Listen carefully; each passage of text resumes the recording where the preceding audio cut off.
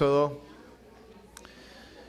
Quiero pedirles que me acompañen en oración para dar inicio a nuestra clase.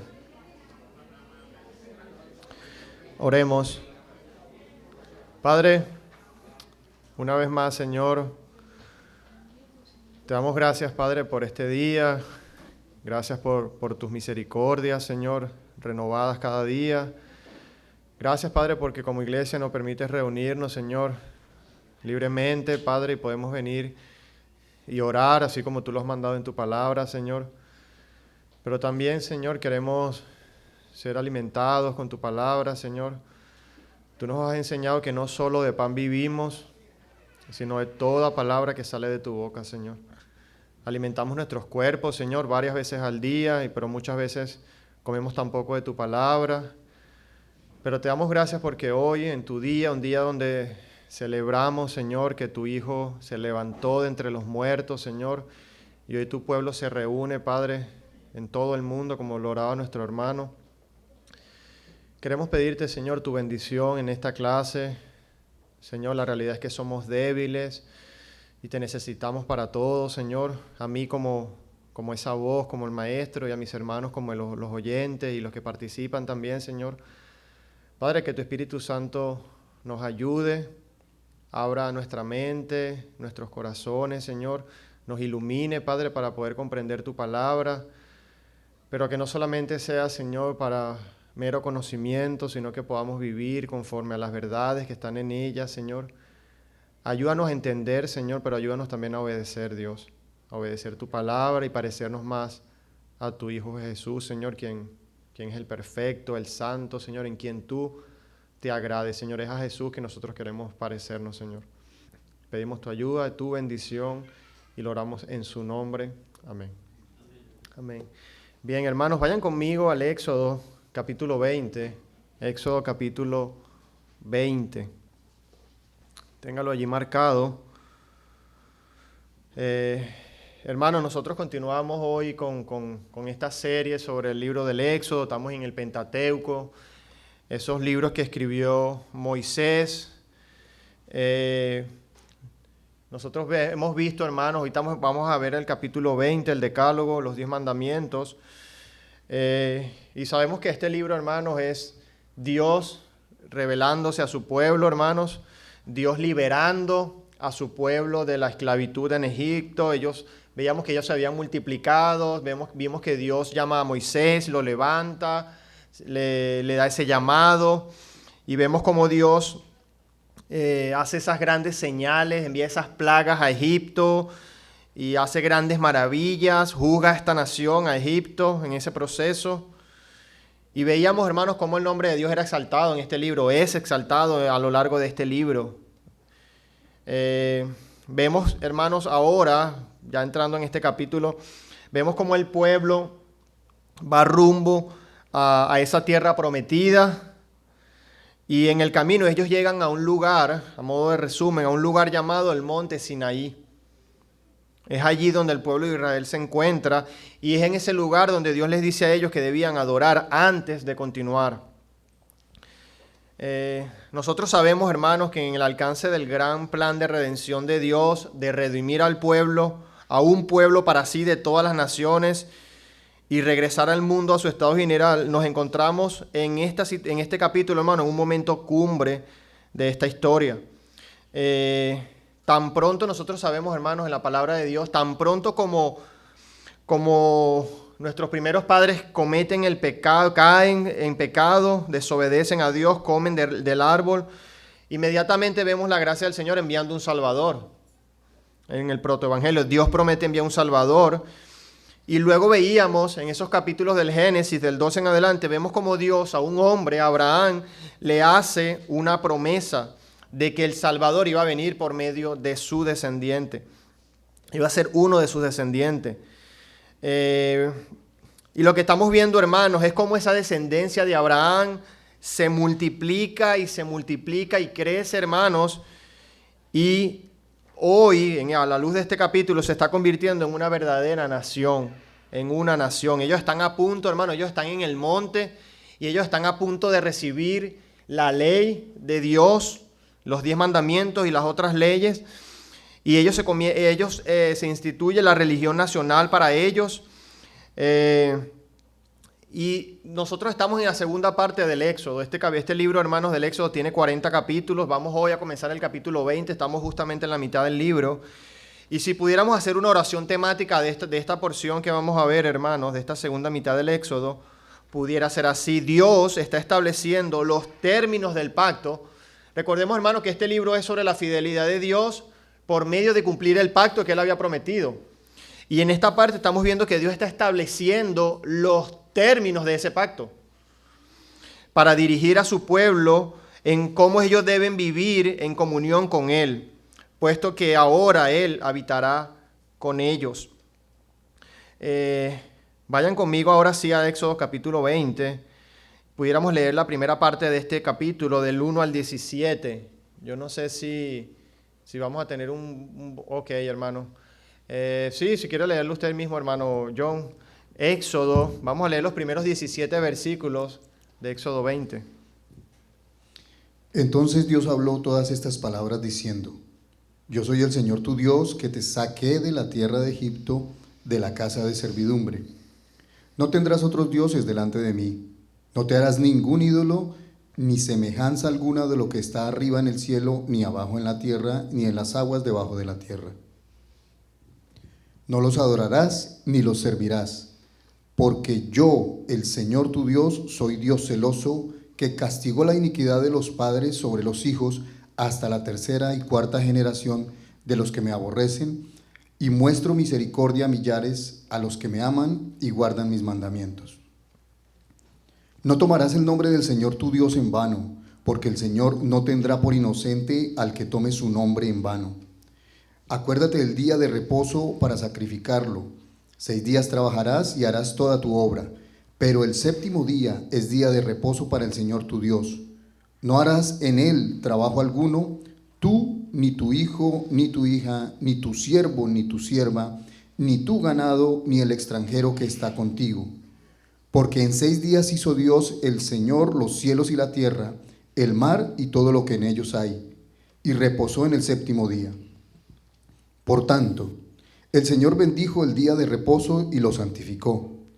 Honra a tu padre y a tu madre para que tus días sean prolongados en la tierra que el Señor tu Dios te da.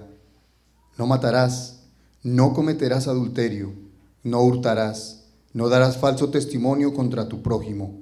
No codiciarás la casa de tu prójimo, no codiciarás la mujer de tu prójimo, ni su siervo, ni su sierva, ni su buey, ni su asno, ni nada que sea de tu prójimo. Amén. Hermano, como les decía, debemos recordar que las promesas de Dios para Abraham se están cumpliendo aquí por pura gracia, porque es un regalo de Dios. Y la pregunta que surge, hermano, cuando nosotros nos enfrentamos con este capítulo, una de las preguntas, y a modo de introducción, es ¿por qué Dios da estos mandamientos al pueblo cuando el pacto ya había sido hecho con Abraham por gracia? Eso es una pregunta. Ya Dios había hecho un pacto por gracia con Abraham. Dios lo había llamado. Recordemos que Adán, dice la Biblia en Josué, que el padre de Abraham era un idólatra. Y Dios en su pura gracia lo llama a Abraham.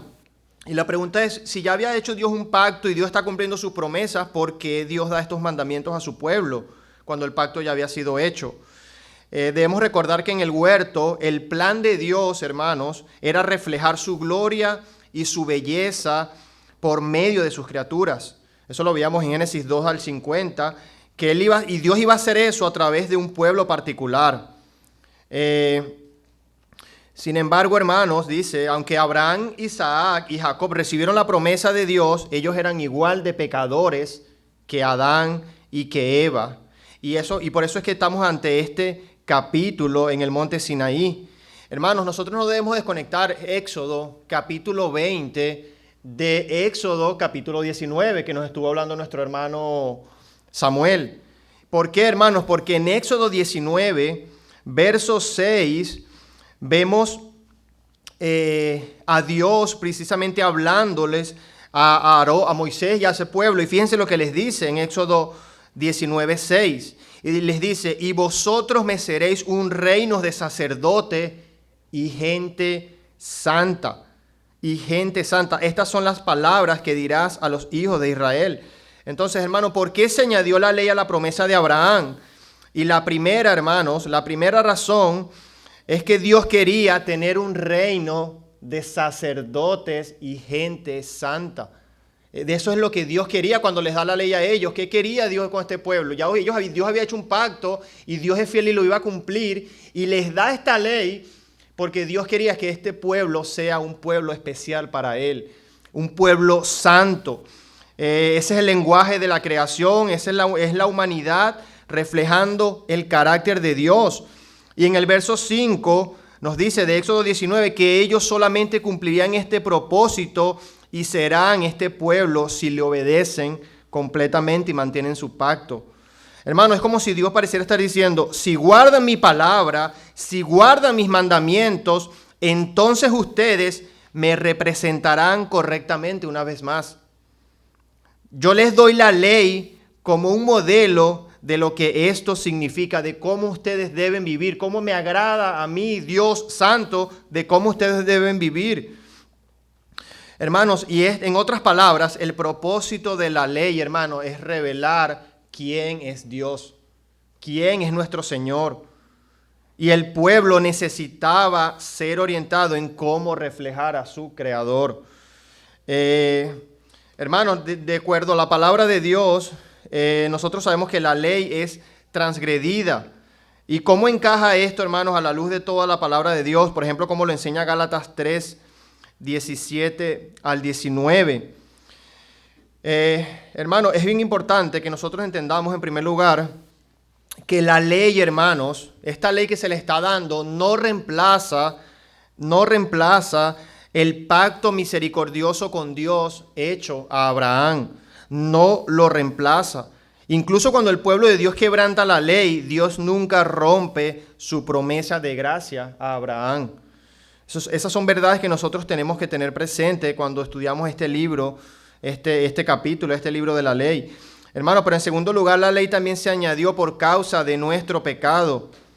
Está ahí la ley, está ahí para mostrarnos nuestros pecados a fin de que podamos correr a nuestro Dios como Salvador, como el Salvador de nuestras almas. Hermanos, el punto es que, y lo que yo quiero mencionar con esto, hermano, es que antes de la ley está la promesa, hermanos. Primero está la promesa de gracia y luego la ley.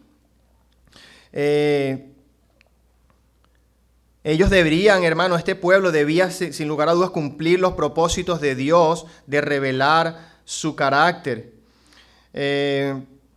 Hermanos, los israelitas, ellos no iban a ser salvos, ellos no iban a ser bendecidos, ellos no iban a ser por medio de cumplir la ley.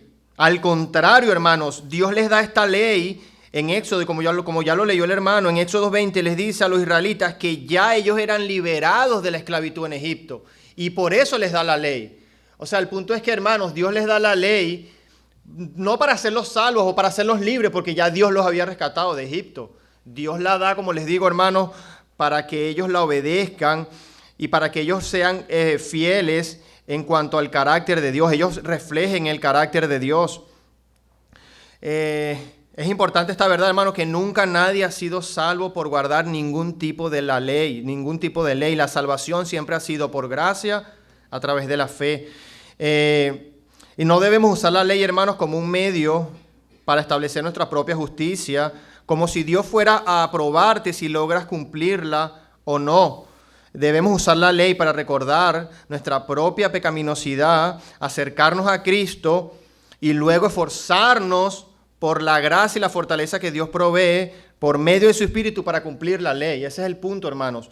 La ley tiene un papel importante de reflejar el carácter de Dios, pero es un papel secundario en cuanto a la gracia y al pacto que Dios había hecho. El punto es que el pacto no estaba condicionado, hermanos, si ellos cumplían o no. Ya Dios había hecho, y de hecho Dios lo había prometido por Él mismo.